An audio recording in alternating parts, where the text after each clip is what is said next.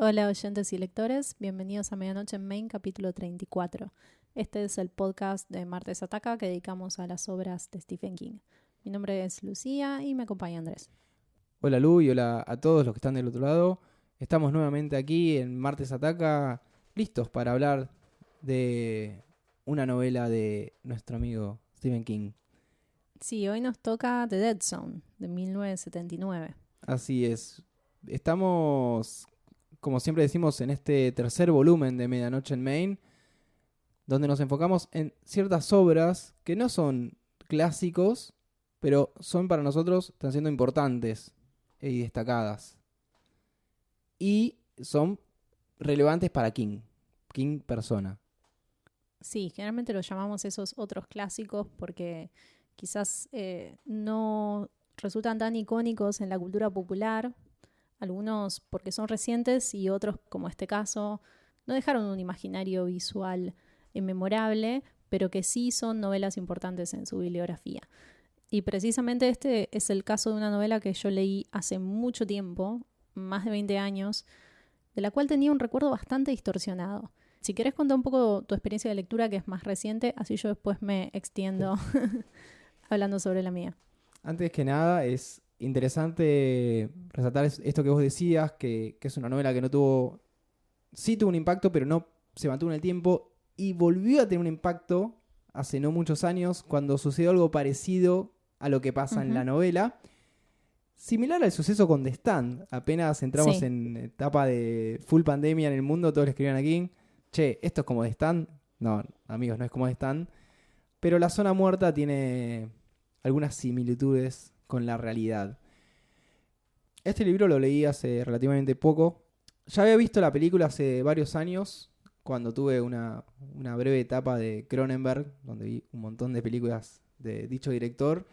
Y bueno, en la bolsa cayó The Dead Zone. Recuerdo que me gustó bastante, sobre todo porque tenía muchas similitudes con la idea de La mitad siniestra, otra adaptación de King al cine. En ese caso era de Romero. Así que estamos hablando de dos grandes directores del terror, de alguna forma trabajando y sirviéndole a King. Después, bueno, no tuve oportunidad de leer el libro. En parte creo que es porque vi la película, sentí el impulso de verla, y leer al toque me parecía que iba a ser contraproducente. Iba a estar muy influenciada, sí, la lectura. Así que dejé pasar el tiempo. Me olvidé un poco no de la trama principal, pero sí de los detalles de la película y pude leer el libro con tranquilidad para después volver a ver la película y tal vez cambiar un poco mi opinión. ¿Y cambió tu opinión? Sí, ya lo vamos a hablar. Bien, la mía también cambió. Yo tengo dos problemas. ¿Nada más? Son dos problemas fácilmente superables igual, pero problemas al fin. El primero es que hubiera jurado cuando releí este libro que toda la trama era sobre desenmascarar y confrontar a un político turbio. Y resulta que eso solamente es el último tercio del libro, no sé si el último 25% de la novela. El último cuarto, sí. Y por mi inmadurez como lectora, la primera vez que lo leí, me aferré mucho a los hechos y muy poco al desarrollo de personaje. Así que me quedó una impresión poco memorable en esa lectura original. También, igual que vos, puedo culpar a la película de Cronenberg. En mi caso fue porque la vi después y me refrescó mal el recuerdo. Claro. O sea, me quedé con la idea de que esa era la historia de la novela cuando hay muchas diferencias. Y el segundo problema es que me lo confundo con The Dark Half.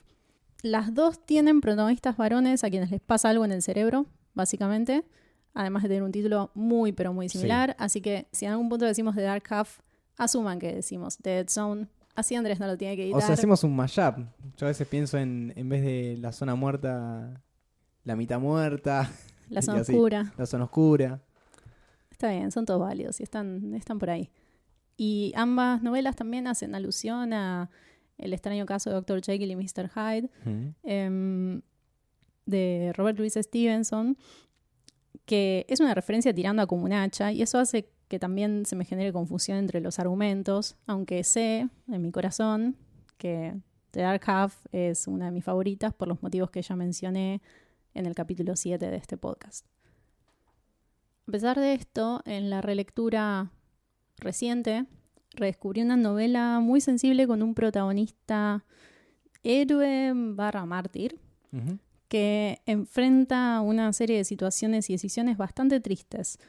Y tiene un componente de exploración y de desarrollo de este personaje que me parece, entre comillas, muy sofisticado. Además de que ofrece múltiples lecturas sobre lo que sucede concretamente en la historia. Así que hay bastante para explorar. Sí, en eso coincido con vos porque también mientras lo leía y cuando lo terminé de leer, inclusive me di cuenta que es algo que me agradó mucho. Creo que esa es la palabra. Sí, me a mí agradó. también. Cómo King traza unas líneas que aparentemente son paralelas e inconexas Uh-huh. y al final se terminan cruzando y no hay historias de más o personajes de más. No Uh-huh. sentí que sobren partes. De hecho, tal vez es la primera vez donde diga, me tendrías que haber escrito más sobre esto.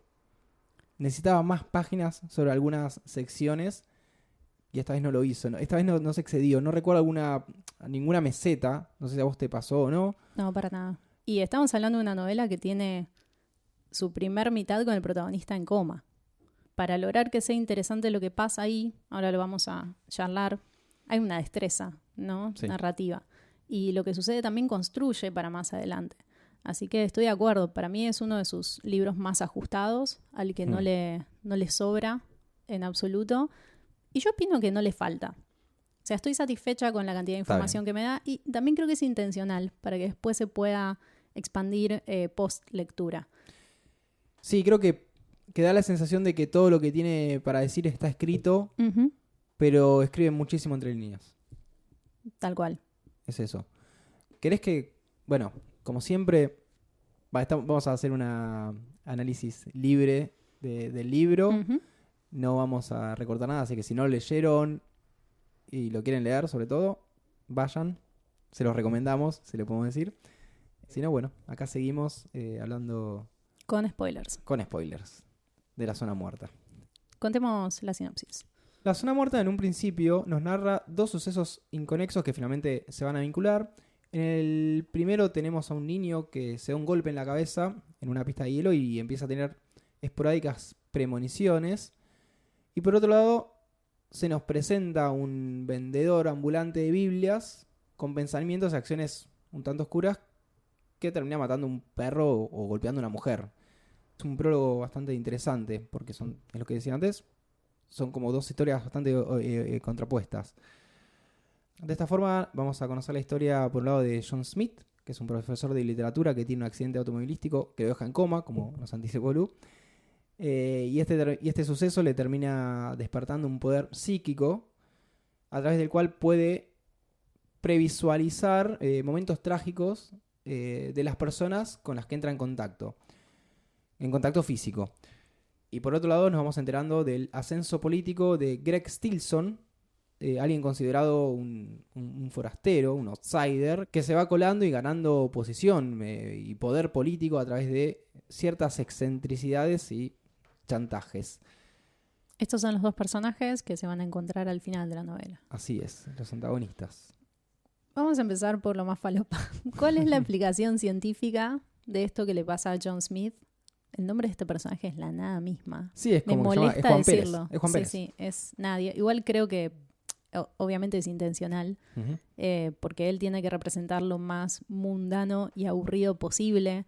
De hecho, eso tal vez no funciona tan bien en la película, porque John Smith es Christopher Walken. Pero en el libro es esto, es una persona común.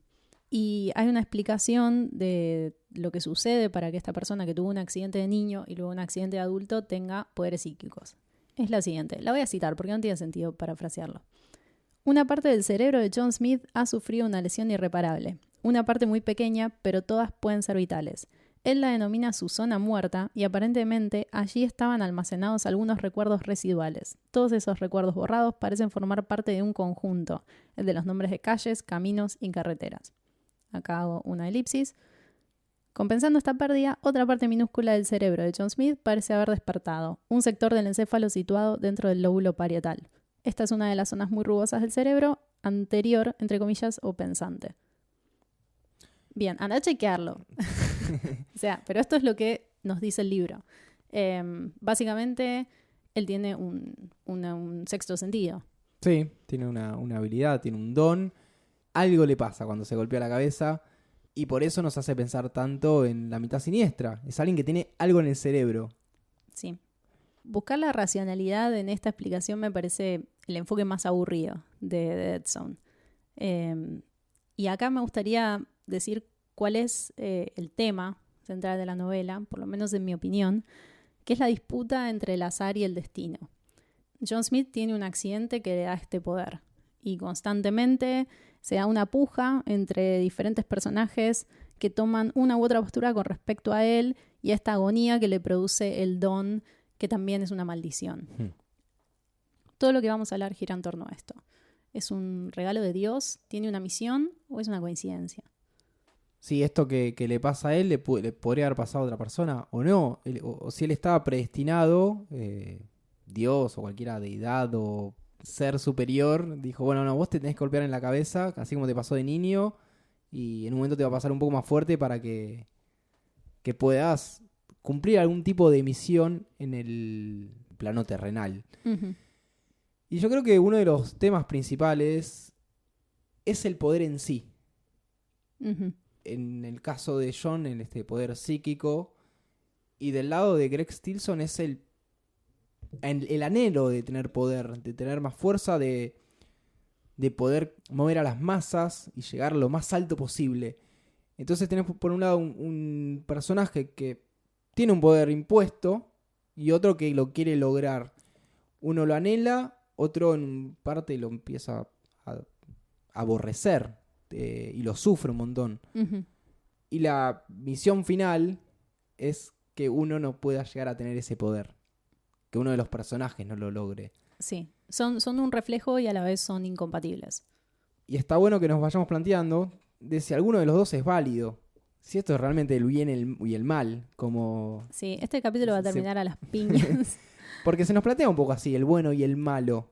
Es que no sé si se nos plantea uno bueno y uno malo. Eso es lo que nosotros leemos, porque eso es lo que nosotros leemos sobre la gente que queremos también. Nos cuesta mucho aceptar que alguien que conocemos, si refleja nuestros valores y el tipo de persona que somos, puede no ser eso que creíamos.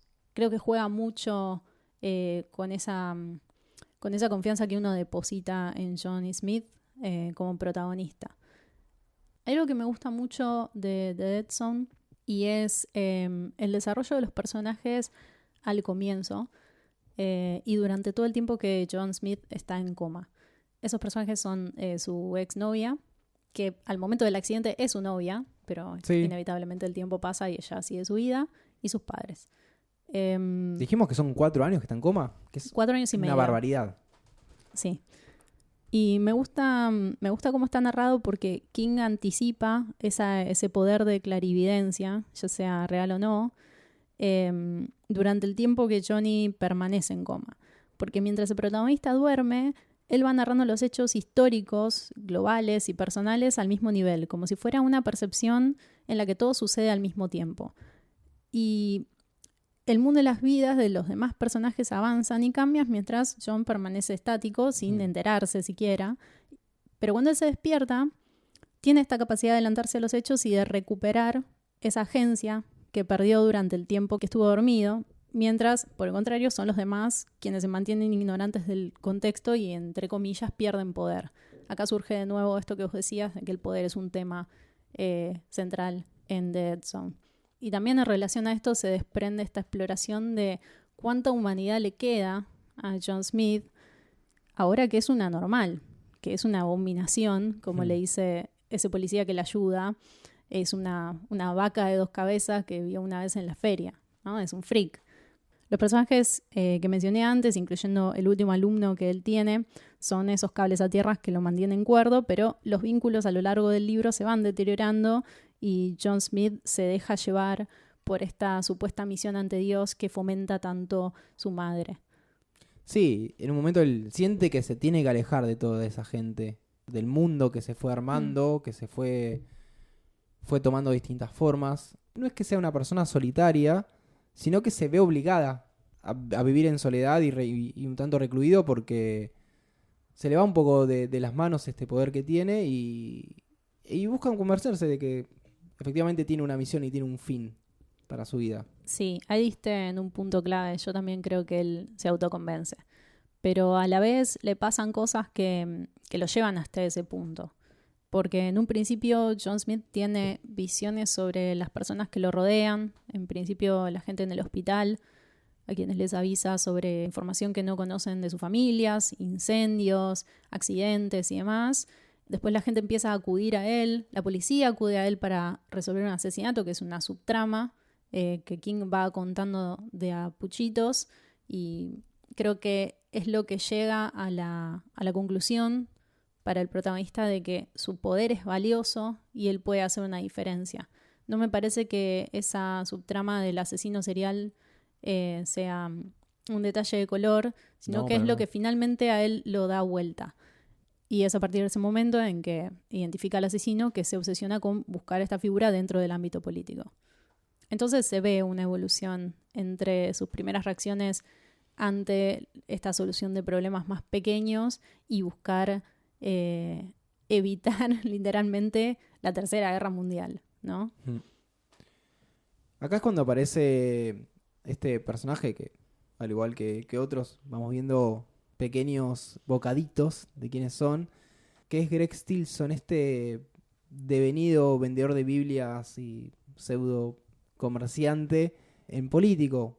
Una persona que parece textualmente un payaso, alguien que hace una pantomima, que vende una ilusión en principio a un pueblo, después a un estado y así hasta tratar de escalar lo más posible, que bueno, el fin sería la presidencia de un país.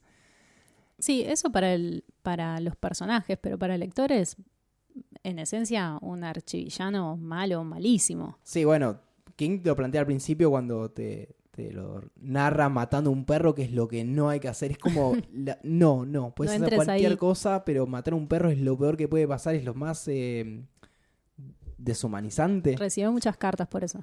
Ah, sí. Sí. Lo interesante de este villano es que cuando lo creó, creo que no existía una figura tan parecida a eso en el mundo real.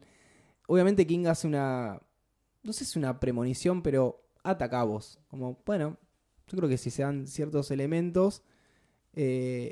el pueblo americano puede llegar a votar Ujú. por una persona malvada. No estoy diciendo que los políticos sean buenos en líneas generales, sino con este nivel de maldad excesiva. Sí, para mí es producto de su lucidez y de su capacidad de leer a las personas. Sí, cuánto se pueden manipular, cuánto pueden caer en estos mensajes populistas que básicamente te están vendiendo lo que vos querés escuchar. Ujú. Eh, y pasa un poco como en The Stand, donde, bueno, King no predice nada, simplemente plantea un escenario posible. A Sí, partir de. observa y plantea. Plantea, bueno, esto puede llegar a pasar. Bueno, como en el caso de Stan, siempre existe la posibilidad de que se esparza un virus y que mate a toda la humanidad. Es poco probable, pero es posible. Y también es posible que una persona con delirios de grandeza llegue al poder en uno de los países más dominantes del mundo, que le dé la posibilidad de, como decías vos, desatar la Tercera Guerra Mundial, Ujú. como, bueno, tope de lo peor que puede llegar a pasar. Está muy bueno como plantean las herramientas de persuasión que usa este político, que se presenta como un outsider pro América, que es una idea que es la misma que usó Trump. Esta idea de volver a ser América, de ser mejores, que yo nunca entendí cuál es esa América. La de los esclavos, La de los blancos. la de los blancos, ¿en qué Y momento? sí, La que eran dominantes. sí, debo admitir que Greg Stilson me parece el más aburrido de Dead Zone. O sea, entiendo la relevancia y entiendo que la lectura del protagonista se hace a través de él, por esto que decíamos de que funciona como un espejo distorsionado y porque King traza paralelismos entre ellos para plantarnos esta semilla de cuán diferentes son en Mm. realidad. Pero A mí me impactó negativamente. No sé si porque me pareció predecible para lo que es la sociedad estadounidense que exista esta figura y llegue al poder. Bueno, yo también lo leí 30 años después, ¿no? Claro. Pero a lo que voy es que me gustan más otros elementos de Dead Zone que desarrollan otros temas más allá de esta trama. Que además tiene razón, pero es un poco de cartón, ¿no? En la película se nota mucho eso. Y hay 2 momentos específicos en el libro. Son 2 citas que están separadas entre sí, pero que se pueden poner en paralelo para comparar la visión de su propio rol en el mundo que tienen estos personajes. Y curiosamente es un rol que está fomentado por la figura de sus madres creyentes. Sí. Quizás podemos hablar un poco sobre la mamá de Johnny Smith. Pero las citas son las siguientes. La de Greg Stilson es: su madre le había dicho a menudo que estaba predestinado para algo grande, para algo extraordinario, y Greg le creía. Y la de John Smith es: inmediatamente a continuación oyó, como si fuera otro trueno interior, la voz de su madre moribunda. Cumple con tu deber, Johnny. King acá pone mucho énfasis en el personaje, en el rol de las madres, porque también pasa con el asesino serial, con Frank Dodd. También. Donde la madre sabía todo. Sí. Y el tipo vivía en una habitación de niño. Y era un asesino serial, estaba como avalado por una figura protectora. Sí. Y en el caso de John, la madre lo protegió todo lo que pudo, más allá de las locuras que ya vamos a contar. Contémoslo ahora. A mí me encanta el personaje de la madre. Es muy bueno cómo escala. Sí, yo soy del club de fans de religiosos chiflados en las novelas de King. Sé que es un tipo de personaje que repite un montón, pero no me importa, dámelos todos. Y ella, cuando John queda en coma, empieza a tener unos delirios místicos y a sumarse a sectas que prometen, no sé, que va a venir una nave y los va a llevar al cielo porque viene el fin del mundo y qué sé yo. De hecho, suena bastante parecido a sectas que existieron. Sí. Algunas incluso después. Y en este mambo, cuando John despierta, ella le asigna una misión en el nombre de Dios. Sí. Insiste con esto hasta el día de su muerte. Y por otro lado tenés al padre que es lo opuesto. Uh-huh. El mundo de John es muy chiquito, porque son los padres y la novia de ese momento. Sí, pero acá a mí no me hace ruido como en Lizzie Story, que habíamos dicho, ¿por qué no tiene una amiga No, igual esta persona? no iba para ese lado. Okay. O sea, porque él es una persona muy común y sí. no es particularmente especial ni destacable. Entonces también te da esa sensación que sean tan poquitos y tan poco interesantes. Pero más que nada me refería como al círculo íntimo, como lo que pasa entre casa, la gente que tenés muy cercana. Y cuando sucede el accidente, los padres se quedan al lado de él 4 años y medio. Y ni hablar del trastorno económico que eso les provoca en un lugar donde tenés que pagar centavo sobre centavo cuando estás adentro de un hospital. Y la novia se queda también, de otra manera, no esperándolo para casarse si es que se despierta, lo cual sería ridículo, ya estaríamos puteando si hubiera estado escrito así, pero ella genera una relación con los papás, sobre todo con el padre, y ella no los acompaña, antes. Y los acompaña durante todo ese proceso doloroso, y se escriben y demás, y hay algo muy lindo ahí porque King lo escribe de esta manera súper sensible y nada forzada. O sea, el padre no espera de ella ni le exige más de lo que ella les puede dar, y se da todo de manera muy orgánica, ¿no? Cuando se escriben y cuando se dejan de escribir, hasta dónde ella les cuenta que se casó o que va a tener un hijo y demás. Me parece que hay ahí como una familia construida que es muy linda y es gran parte del motivo por el que me gusta tanto toda esa sección en que John Smith está en coma. Ella es uno de los mejores personajes femeninos de King. Y ellos como pareja también. Sí, cómo se mantiene luego del accidente, la relación entre ellos, cómo puede mutar a otro tipo de relación. Algo muy triste que pasa, es muy triste, que es todo el tiempo y todo lo que él pierde en esos 4 años y medio. Uh-huh. Tiempo que no puede recuperar de ninguna manera. Ya la vida no puede ser igual, porque a él se le frenó todo, pero el resto del mundo no. El resto del mundo siguió avanzando. Y no puedes correr atrás de eso. No. De hecho, creo que King lo resuelve muy bien. No es que esa lo estaba esperando, o cuando revivió, cambió su vida y volvió con él. No, ellos cierran su capítulo y cada uno sigue. Ya está, el destino o lo que fuere decidió que sea así. No estaban, no quiero decir predestinados porque estaremos cayendo en la misma lógica esta de que todos tenemos una misión o un rol que cumplir. Pero bueno, las cosas se dieron así. Y es tristísimo. Sí. Es tristísimo porque a partir de eso su vida, la de Jon, es todo el tiempo remar contra la corriente porque siempre algo nuevo pasa. Desde tener que involucrarse en la resolución de un asesinato, de la prensa, los oportunistas, la Richard gente. Deeds. Richard Deeds, exactamente, este periodista que lo contacta para escribir notas en este diario Inside View sobre temas paranormales y bastante sensacionalista, que es el protagonista de Night Flyer, que, bueno, lo pueden escuchar en el capítulo 17, que es Nightmares on Dreamscape. Exactamente. Es un gran cuento con que podemos ver un poco más de la historia de este periodista horrible. Tiene película, es con Miguel Ferrer. Sí, que en paz descanse. Nada, su vida realmente se trastorna.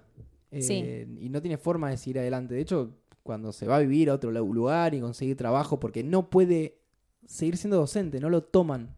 Él tiene una rehabilitación larguísima y dolorosísima. Sí, es tortuoso todo, pero a la vez es verosímil. Sí. Y yo creo que está escrito de esta manera para que nosotros estemos del lado de él. Porque lo vemos atravesar este sufrimiento y esta agonía y todo es un bajón. Y cada vez que quiere rehacer su vida se va todo para atrás porque quiso hacer una buena acción con este poder místico que tiene y hubo una contrarreacción. Y a mí me pasó en la lectura y también en la relectura que yo me sentí 100% del lado del protagonista. En ningún punto me planteé que quizás no. Y ni siquiera cuando hasta su propio padre expresa preocupación porque a Johnny lo consuma una sensación de deber mal enfocada y que esté sufriendo una pérdida de identidad en esa responsabilidad autoimpuesta, cuando le dice que se preocupa porque se culpa por los muertos en lugar de felicitarse por los vivos y por los que salvó. Entonces, King nos está confirmando al establecer estos paralelismos y estas madres espejadas que Stilson y Smith son lo mismo, o al final nos lo retruca cuando Sarah todavía siente y percibe y recuerda la humanidad de John Smith cuando lo visita en el cementerio, y eso determina que nunca fueron lo mismo. Esta es una pregunta que me resuena mucho más después de haber leído lo que Stephen King escribió en On Writing sobre The Dead Zone. Es algo que nos da pie para expandir con respecto a la diferencia entre la revelación y la locura. Dice lo siguiente. Mi novela La Zona Muerta surgió a partir de dos preguntas. ¿Puede tener razón un magnicida? Y si la respuesta es sí, ¿se le puede convertir en el protagonista de una novela? ¿En el bueno? Acá explica un poco la trama y después dice: Johnny solo se diferencia en una cosa de otros místicos violentos y paranoicos, en que él sí puede ver el futuro, aunque todos dicen lo mismo, ¿no? ¿Qué sabemos sobre las visiones de Johnny Smith? Que teóricamente la mayoría son ciertas. Que son ciertas, que al menos al principio. En principio son todas negativas. Nunca tiene una visión positiva de absolutamente nada. Siempre pronostica tragedias y nada más. Bueno, por eso dije al principio que era un mártir.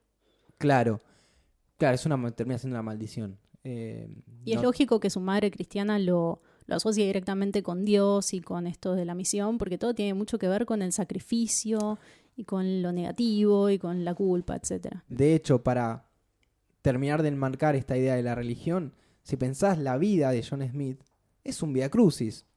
Él va pasando por todas las estaciones hasta llegar a la última. Y Jesús era como alguien al que pasó por todo eso porque nadie creía que era Jesús. Y él todo el tiempo hay gente que le cree y gente que no.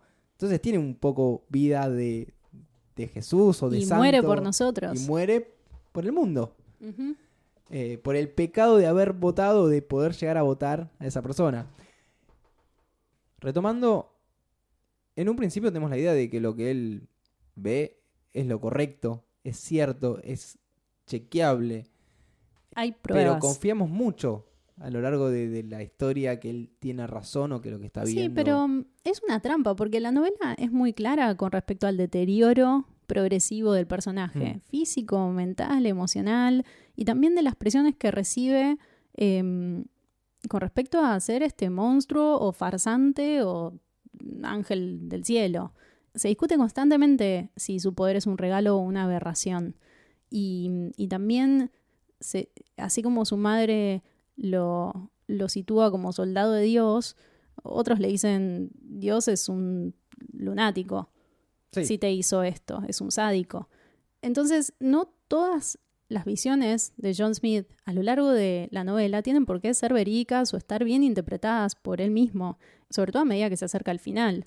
Y él tiene un único objetivo, que es pegarle un tiro al político este. Pero ¿quién lo escribe estratégicamente? De manera que seamos esa persona que se mantiene al lado de un asesino porque creemos en su visión y en su misión. Somos esa gente que le manda cartas a los asesinos seriales que están en la cárcel. Con respecto al poder psíquico, por momentos llegué a creer que no era uno solo. El poder que él tenía no era solamente eliminar tragedias. Por ejemplo, la secuencia del anillo de Sarah, que ella pierde el anillo de casada, y es más que nada una angustia o una tragedia personal, y él le termina revelando dónde se encontraba ese anillo. Y tal vez ese era un tipo de poder, y otro poder era ver las catástrofes, u otro poder tal vez, para mí, en una hipótesis en su momento, es que él, al entrar en contacto con las personas, ponía en riesgo su vida. O sea, tal vez lo que él veía es algo que iba a pasar porque él entró en contacto. Él le arma un futuro catastrófico a esa persona. Y si lo pensás, alguien maligno, por decir, con ese poder, un Greg Stilson diría, ese político es mi contra, lo voy a tocar. Y voy a ver cómo va a morir. Y acá es donde entra la discusión de cómo puede llegar a ser utilizado un poder en manos de una u otra persona. ¿Para qué fines? Claramente a John Smith yo le creo porque él no busca sacar nunca un rédito de esto. No es el líder de un culto, no tiene seguidores, él se aleja, lo no saca perturba. ni guita. No. Nada. De hecho, cuando le quieren dar guita, que estaba bien, porque No estaba bueno. El trato que le ofrece Richard Dees es que venda su nombre para firmar columnas en su revista Falopa, escritas por ghostwriters con puras sandeces. Claro, ponía solo la cara. Igual yo no iba a ese caso, iba al caso del padre del alumno que alumno quería costear los tratamientos. Y todo, se los costea al y final. Al final le cuesta un montón, pero sí. Merecía que alguien haga algo bueno por él. Por más que sea económica la forma de lograrlo. Pero bueno, el chabón tenía un montón de deudas porque estuvo en el hospital 4 años y medio y alguien lo tenía que pagar en un momento. Igual en Estados Unidos te endeudás por pedir una ambulancia. Yo no me puedo imaginar cuánto era la deuda de estar 4 años y medio en coma, internado. Muchísima guita. Él era un poco, te justifica contando que él era un poco un caso de estudio porque su caso era especial y qué sé yo, era medio conejillo de indias. Pero igual hay que pagarlo. Pero sí. Los padres tuvieron que sufrir eso, y eso también es lo que lleva que la madre un poco enloquezca para mí, porque tenés que buscarle un sentido. No sé, para mí es mucho más racional la reacción del padre que en un punto desea que se muera. Y sí. Y después se culpa por eso, pero a mí me parece muy fácil empatizar con algo así. O sea, me pareció muy comprensible cuando lo leí. Porque no estaba viviendo. Esa persona no estaba viviendo, no estaba teniendo una vida plena. No estaba teniendo ningún tipo de vida. Volviendo, su vida estaba pausada y podían haber sido 10 o 15 años en esa situación. Sí. Debo admitir que yo nunca me planteé nada. O sea, yo me creí todo lo que Kim me contó. y nunca consideré que pudiera ser mentira. Creo que esto que vos estás explicando de manera muy clara yo lo sentí intuitivamente. Yo le creo a esta persona porque no está sacando rédito en todas las oportunidades que se le presentan, porque está sufriendo, porque siente que cuanto la gente más lo presiona, más lo están matando. Y porque de hecho muere al final. El final de Dead Zone es que él intenta asesinar a Greg Stilson y lo acribillan, pero Greg Stilson demuestra su cobardía en ese momento usando un niño como escudo humano, es excelente. Y ese papelón mediático es lo que lo deja completamente afuera de la carrera política. Me gustaría cerrar con una cita de la conclusión de Johnny Smith con respecto a lo que le pasó, que si mal no me acuerdo es parte de una carta que le escribió al padre. Sí, King vuelve a usar las cartas. Me encanta. Sí. Sobre todo sobre el final del libro, en un momento está muy... Oh, dale. Había como unas Vos 4 o decís, 5 a mí me cartas. gustó. Es raro que diga esto, pero me pareció bien. Está bueno porque no lees la respuesta. Claro. Por eso está bueno. El artículo periodístico sobre el agente del FBI que mataron y eso me parece un poco de más. Tipo, contámelo. Pero las cartas sí me gustaron. Creo que funcionan. Te hace sentir también que él se está desconectando cada vez más y que no hay ida y vuelta. Hay como una desazón, ¿no? En ese intento de conectar con esta persona que ya está totalmente ida. Voy a leer parte de estas cartas en la que Joe Smith habla sobre su deterioro físico y sobre cómo este don se está transformando en un tumor que básicamente ya no le deja mucho tiempo de vida y por eso tiene que decidir qué hacer con respecto a este político. Dice esto: el tumor es solo el accidente que por fin se cobra la cuenta que tenía pendiente conmigo, el accidente que ahora pienso que nunca cesó.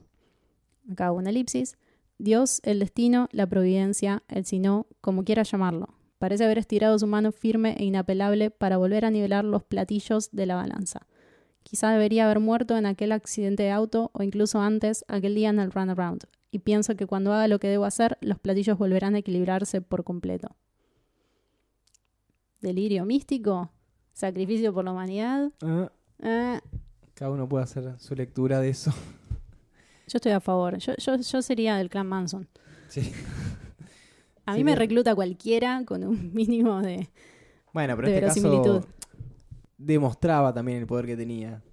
Queremos creer que, por ejemplo, el caso del rayo en el boliche, que le avisa... Pero para lo del político no hay pruebas. Para mí esa es la duda final. Pero la única forma es que sería que pase, que el tipo llegue a presidente. A ver, él se está muriendo. Entonces no puede esperar 10 años a que el otro llegue a ser presidente para matarlo. Igual algo interesante también es que no lo mata. Porque si lo matara, ¿quién está dando carta blanca a que use su libro como referencia para matar a cualquier político que vos predecís que va a mandarse una gravísima? Perdón, estamos hablando de una sociedad donde a cuántos políticos le dispararon y cuántos murieron. Mataron a un presidente los yanquis. Bueno, por eso mismo, no sé si estaría tan bueno o si es algo que King querría para su novela, Claro. que se asocie como una manera de avalar que en algunos casos el asesino tiene razón. Es la respuesta a la pregunta que él se hacía. ¿Puede tener razón un magnicida? ¿Puede ser el protagonista y podemos considerarlo el bueno de la novela? Claro, yo no lo había pensado así. Yo lo había pensado más como, esta es una respuesta que puede tener un civil estadounidense en un caso así, de forma natural. En otro caso podría haber sido ir directamente a que haya un escándalo mediático, exponer a una persona y no ir a matarla. Uh-huh. Como que acá le sale el tiro por la culata, pero le sale mejor que haberlo matado. Sobre todo porque Stilson tiene que vivir con esa condena. Uh-huh. Pero a King se le escapa algo en esto de tratar de, entre comillas, predecir el futuro. Que hoy en día los políticos sobreviven a cualquier escándalo mediático. Y Sí. pasó con Trump. Sí, cuando me dijiste eso, me dañó. Me dañó haber sido tan inocente. En la película, que ya vamos a hablar un poco más, se resuelve de otra forma donde...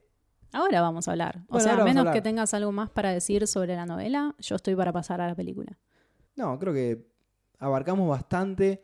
Lo que tiene esta novela es que desprende un montón de temas. En una primera lectura uno puede pensar que es bastante lineal, Sí. pero se va por las ramas, pero bien. Tiene más post-lectura que durante. Exactamente. Porque además es bastante cortita. Sí, sí, y va al grano, al grano. Todo lo que pensás Ujú. que se está yendo, después termina teniendo sentido. Bien, la película de 1983, dirigida por David Cronenberg. Así es. Quiero decir algo, me gustaría hablar mucho más sobre esta película, pero no lo siento. Me gustaría porque yo lo quiero mucho a Bueno, por Cronenberg. empezar es una adaptación. Sí, pero aún así. Y el enfoque es más sobre la idea esta de perseguir al político. Sí, de los dos un protagonistas. thriller de ciencia ficción, pero es más tirando a thriller, drama que otra cosa. Hay un montón de elementos que quedan de lado, que no se exploran. Primero, porque no te da el tiempo. Sí, pero al tirar más al drama que al terror, me parece que, si bien es una buena interpretación de tono, a partir del contenido de la novela, hace que algunas secuencias queden medio culebrón, Sí, es verdad. ¿no? Sí, eso es verdad. Pero para mí el tono está bien. Ujú. En la segunda mitad de la película, sobre todo. En algunas cosas sí, en otras me pasa al revés. Por ejemplo, las primeras visiones las vi funcionando mejor audiovisualmente. Por ejemplo, la del incendio en el hospital que fusiona realidad y visión. Pero a medida que avanza la película, las visiones duran demasiado para larguísimas. hacer visiones. Son excesivamente narrativas y súper lineales. O sea, no tienen ninguna ambigüedad, ningún misterio. La escena del crimen en que él descubre al asesino y sobre todo la escena de la Cuando lo agarra de la Stilson, bomba. cuando Esa es agarra la Stilson, peor. donde ve todo. Esa es Y la terrible. idea es que él no ve exactamente lo que está pasando. No ve en la novela. No es tan claro. Claro, es una nebulosa donde él llega a deducciones a partir de lo que ve. Sí, no hay ningún recurso interesante ahí y en un punto es gracioso, ¿no? Es un poco gracioso. poco ridículo. Igual vos decís que funciona mejor la segunda mitad porque Christopher Walken nunca parece cuerdo del todo. Te esperás John Smith, como decíamos antes, Juan Pérez. Te esperás una persona con rasgos más blanditos, no una persona con rasgos tan marcados y distintivos. Y Con siniestros. tanta presencia, claro, y Sí. siniestro. Por eso en la segunda parte, cuando él ya se pone el ambo y se levanta la solapita, y decís, bueno, sí, este chabón está en una, pero al principio no encaja bien estéticamente con lo que uno espera del personaje. ¿Sabes cuál es la primera opción de King? ¿Cuál Lo era? leí en Wikipedia, no sé si es verdad esto. Bill Murray. Ah, había leído, es verdad. No, malísimo. No estoy de acuerdo. Igual a mí me gusta Christopher Walken y de hecho agradezco que actúa bien. O sea, pensar que esta película es parte de una era de películas con actores bastante chotos. O sea, en general los actores de esta película son buenos. Y bueno, la realización es digna. O sea, fotográficamente está filmada. Es correcta. Eso. No. Música está buena también, aunque por momentos quizás dramática de más. Pero bueno, es Cronenberg. Siento que no se nota Cronenberg porque no hace ni una de más. Es una película muy correcta, prolija y que cumple. Sí, a nadie le explota la cabeza en ningún momento. No, en ningún No hay ninguna baba. Igual, te digo, en la filmografía de Cronenberg me parece top 3 aburridas. Es que es aburrida en un punto. No eso tiene es verdad. nada que te quede en la memoria colectiva. Y, o sea, no sé cuál es el grado de popularidad de esta película en el fandom de King, pero sospecho que no mucho. Voy a hablar de 2 retoquecitos que tiene el guión. Tiene varios, porque está ajustada para que se centre. ¿Viste que Cronenberg rechazó el guión de King? Sí, hubo un guión de King. Y no pasó. Me gusta mucho que Sara también sea una seguidora de Stilson. Porque a mí no. este tipo de políticos payasescos Como que es muy convincente. son convincentes. Inclusive creo que no subestiman tanto a las masas. Y para ganar poder tenés que ampliar a quién llevas tu mensaje. Convencer a todos. Obviamente eso hace que entre tus filas tengas gente bastante peligrosa. Lo hacen, o sea, podrían haber usado al padre para eso, pero usan a Sara para que al final el escudo humano sea el bebé. El bebé. Y Sara se da cuenta que era una mala persona. Porque, bueno. Sí, bueno, fue muy sutil igual la señal. Y otra más, siguiendo con esa secuencia, es que cuando reducen a John una vez que intentó dispararle... Mirá si mataba al bebé. Ahora que lo pienso, disparaba y le pegaba al bebé. Hubiera estado buenísimo. Bueno, ahí estaría Cronenberg. Cuando toca a Stilson por última vez, tiene una visión donde lo ve a Stilson con una revista donde hay una tipo escándalo, no sé qué carajo, con imágenes de él, y Stilson se pega un tiro. Eso en la visión. No me acordaba. En el libro él lo toca y lo que ve es un vacío. Claro, no ve nada. Y hay otra cosa en la película Primero, me pone muy triste que no exista la madre fanática religiosa. Me daña. Era una trama Yo quería verlo. difícil de seguir. Pero hay otra cosa, y es que la adaptación le da 100% de la razón a John Smith, porque la, entre comillas, zona muerta se refiere a una parte de las visiones que él no puede ver del todo. O sea que la resolución todavía no está definida y él tiene el poder de cambiar el futuro de esas visiones. Y esto lo explica el médico, no es aplicación científica, es súper esotérica. Chamán. Pero el médico chamán explica esto y esa secuencia también es muy de culebrón. O sea que en la película John Smith es la aposta. Efectivamente, no hay espacio para la duda. Está buena igual, pero podría ser de alguien que no sea Cronenberg, ¿no? Le cortaban las piernas. De King. Siguiendo con lo audiovisual, hay una serie también que tiene bastantes temporadas. Tienen 6 temporadas. No la voy a ver. Menos después de eso que acabas de decir. Si lograron que tenga 6 temporadas es porque algo bien hicieron, al menos en las primeras 3 temporadas. No sé, me parece... Me está pidiendo mucho. Pero creo que esa sería la única forma de que se puedan ver más cosas. Por ejemplo, la madre. Tal vez se expande la historia de la madre y te interesa. No me vas a enganchar igual. No, no la voy a ver. Algún día tal vez vea. Así como no vi la de Shining. 6 temporadas, además estás montón, loco, ¿no? En definitiva la película está bien. La novela está mejor. En resumen, creo que se entendió que nos gustó bastante la novela, que no le vimos tantas falencias más allá de que te dejan pensando. Y creo que uno se autoevalúa de si fue correcto el pensamiento que tuvo o la lectura que tuvo sobre determinados personajes. A mí no me gustó durante 20 años y ahora la estoy revalorando. Es que no pasa con King eso. Perdón, con la literatura en general, ¿no vas a hacer la misma lectura a los 15 años, a los 20, a los 25, a los 30, a los 40? Sí, pero una cosa es hacer otra lectura u otra interpretación y otra cosa es ni acordarte de qué se trataba, que fue mi caso. Pero ya justifiqué por qué siento que pasó eso. Aún así, no es una novela que recomendaría para lectores recientes de King y por eso, de nuevo, está en el volumen 3. Te tengo que llevar la contra. Para mí me pareció que es una historia muy triste, pero también es estremecedora. O sea, que cumple con su cuota de terror. Y yo sí la recomendaría como una, no primera lectura, pero sí como entre los primeros libros que leería de King. Inclusive más que It o más que The Stand, que son novelas largas y que se disfrutan más teniendo varios libros de King leídos encima. En eso estoy de acuerdo. En lo del terror y lo estremecedor, no tanto. No son sensaciones que haya tenido tampoco en esta segunda lectura. Pero bueno, podemos no estar de acuerdo.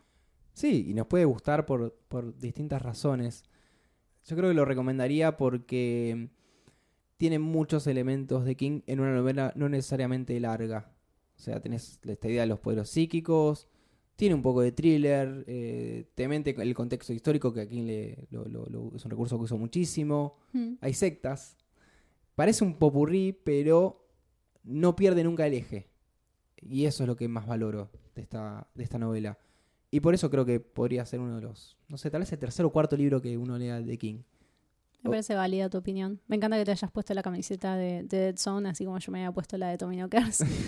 Completamente inesperado, pero mientras está justificado, estamos ok. Bien. Se acerca el final del volumen 3 de MH Main después de 4 años. No sé, no quiero saber. Fue un volumen largo, pero bueno, cada tanto nos pusimos en coma y dejamos pasar el tiempo.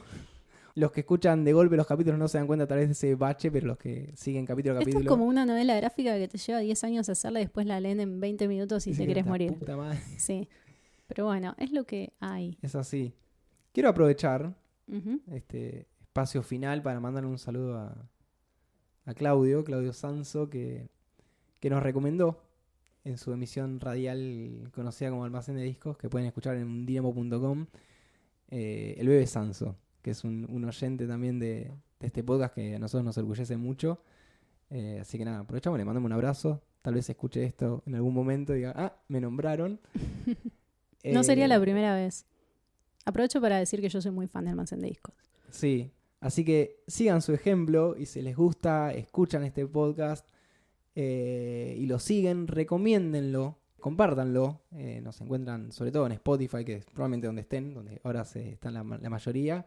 Contale a ese enfermito fan de King, al que te da miedo hablarle y que siempre está ahí como en un rincón, porque le puedes alegrar el día. Claro, tal vez quiere expandir el universo de King y bueno, quiere escuchar otras opiniones, otros ¿Viste que análisis. King escucha los podcasts sobre él? Esto lo voy a decir velozmente porque tampoco... Está bien, igual estamos en tema. Está bien.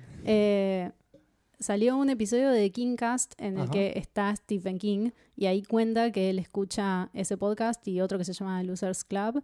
Los menciono porque total no hay competencia entre podcasts donde nadie nos paga nada. Están en inglés, eso sí. Y cuenta que le gusta escucharlos porque le gusta saber cómo se sienten los lectores cuando leen sus novelas y qué entienden de esas novelas. Así que esta actividad está avalada oficialmente por Stephen King, aunque mandemos fruta y le digamos borracho cada 2 capítulos. Es que... Tenemos que dejar de hacer eso. Sí. No lo hicimos y lo hiciste ahora al final. Ay, no. Es que creo que una persona como King debe leer muchas reseñas de, entre comillas, No sé. industria especializada. O lo habré hecho en algún momento. No sé, porque hay una diferencia entre el vínculo personal del lector que hace esto de manera amateur, como nosotros, y una reseña profesional en medios institucionalizados y demás.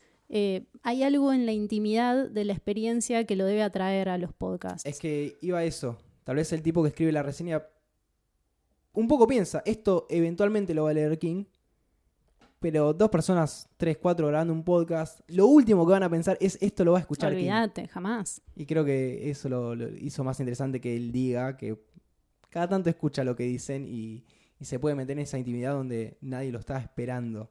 Sí, está muy bueno ese capítulo. Si pueden, escúchenlo, porque también habla bastante sobre revival y sobre temas que yo no lo había escuchado mencionar ampliamente antes, así que me pareció Porque interesante. justamente no le hacen las preguntas que le hacen siempre. Sí. Sí, ya empieza así. No me pregunten de dónde saco las ideas. Bien. Bueno, likeen en Spotify y todas esas cosas. Y dentro de 3-4 meses volvemos.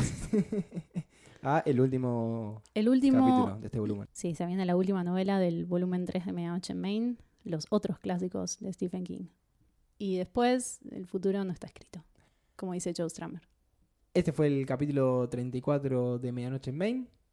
Mi nombre es Andrés. Mi nombre es Lucía y les deseamos buenas medianoches. Chau, chau. Adiós.